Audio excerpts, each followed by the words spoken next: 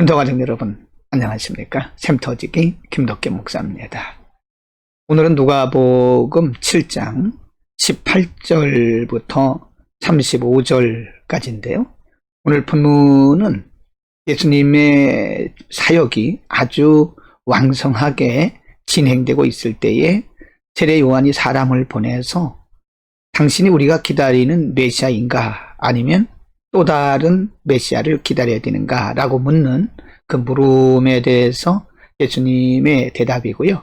또는 바리새인들의 어리석은 시대를 분별하지 못하는 바리새인들의 어리석은 모습을 비유를 통해서 설명을 하고 있습니다.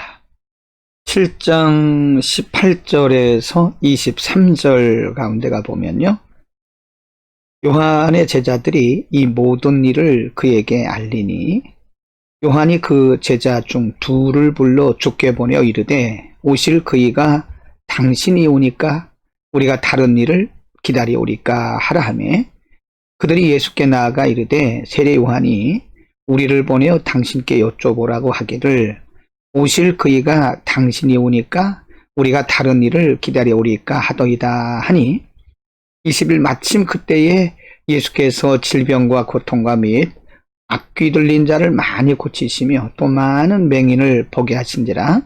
22절 말씀이 아주 중요합니다. 22절에 말씀하시기를 예수께서 대답하여 이르시되 너희가 가서 보고 들은 것을 요한에게 알리되 맹인이 보며 못 걷는 사람이 걸으며 나병 환자가 깨끗함을 받으며 귀먹은 사람이 들으며 죽은 자가 살아나며 가난한 자에게 복음이 전파된다 하라고 예수님께서 세례 요한이 보낸 사람들에게 말씀하십니다.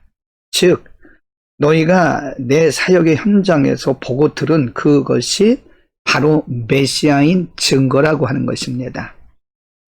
여러분 22절에서 예수님께서 말씀하신 맹인이 보고 못 걷는 사람이 걷고 나병 환자가 깨끗함을 받고 귀먹은 사람이 듣고 죽은 자가 살아나고 가난한 자에게 복음이 전파된다라고 하는 말씀은요. 하나님의 나라가 이 땅에 임한 증거라고 하는 것입니다. 여러 가지 복음을 통한 또 예수 그리스도를 통한 여러 가지 이적과 기사들은요. 단지 그것이 이적과 기사로 끝나는 것이 아니라 하나님의 나라가 이 땅에 임했다라고 하는 증거입니다. 이제 7장 24절 이하에 보면요.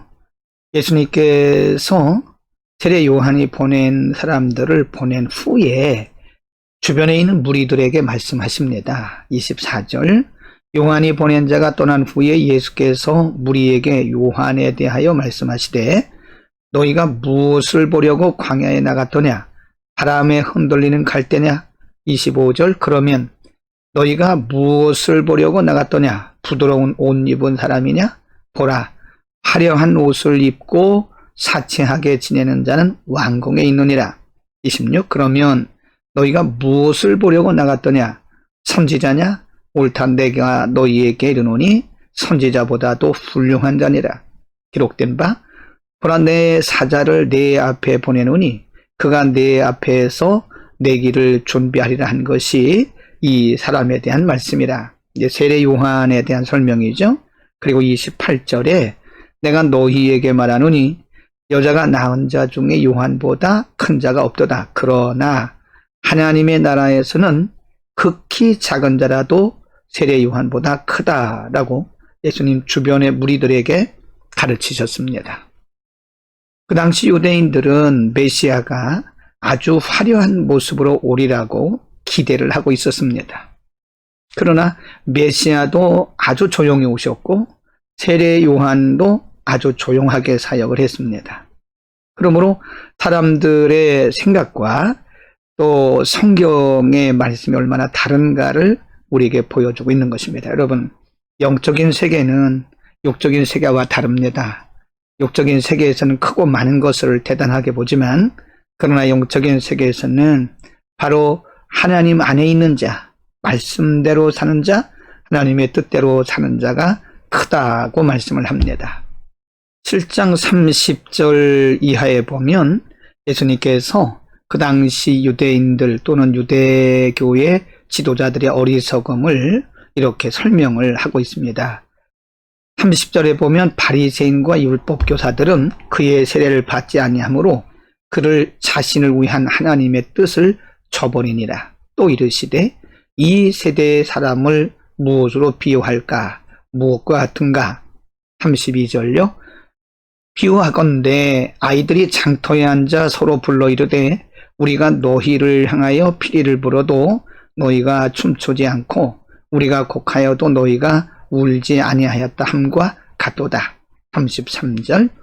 세례 요한이 와서 떡도 먹지 아니하며 포도주도 마시지 아니하며 너희 말이 귀신이 들렸다 하더니 인자는 와서 먹고 마시매 너희 말이 보라 먹기를 탐하고 포도주를 즐기는 사람이요 세리와 죄인의 친구로다 하니 지혜는 자기의 모든 자녀로 인하여 옳다함을 얻느니라.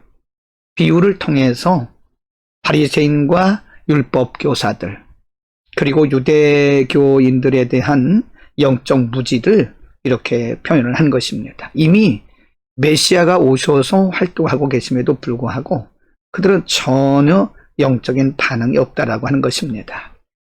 여러분, 예수님은 세례 요한에 대해서 말씀하시고요.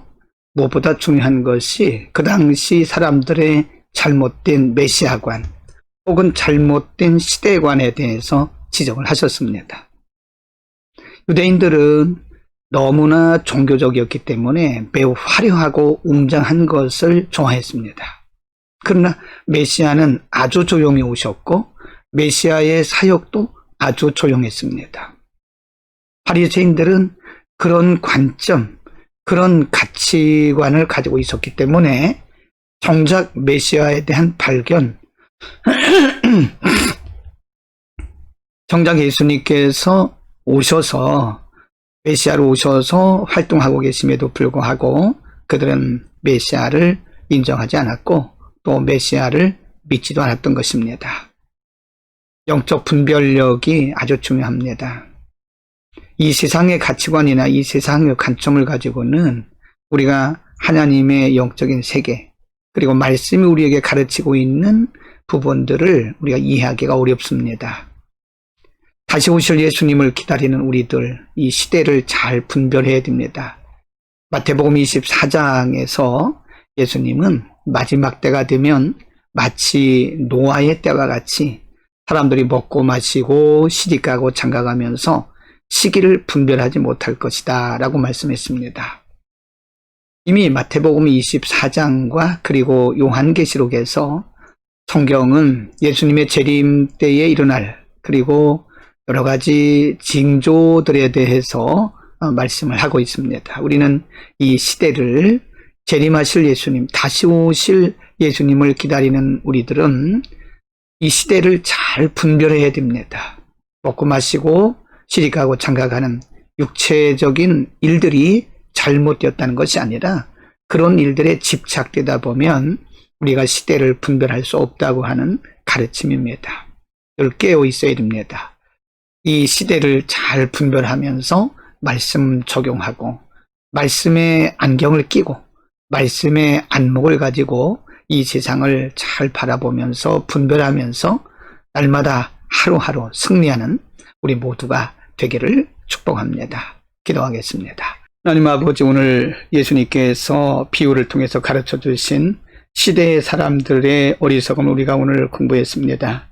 하나님의 관점, 말씀의 관점이 아닌 종교적 관점으로 시대를 읽지 못했던 유대교 지도자들처럼 예수님 다시 오실 시대를 기다리는 우리 모두가 다 보다도 말씀을 통해서 우리에게 가르쳐 주신 시대적 징조를 잘 바라보고 적용하면서 깨어있는 정결한 신부와 같은 주의 백성들이 되게 하여 주옵소서. 예수 그리스도의 이름으로 기도드립니다. 아멘.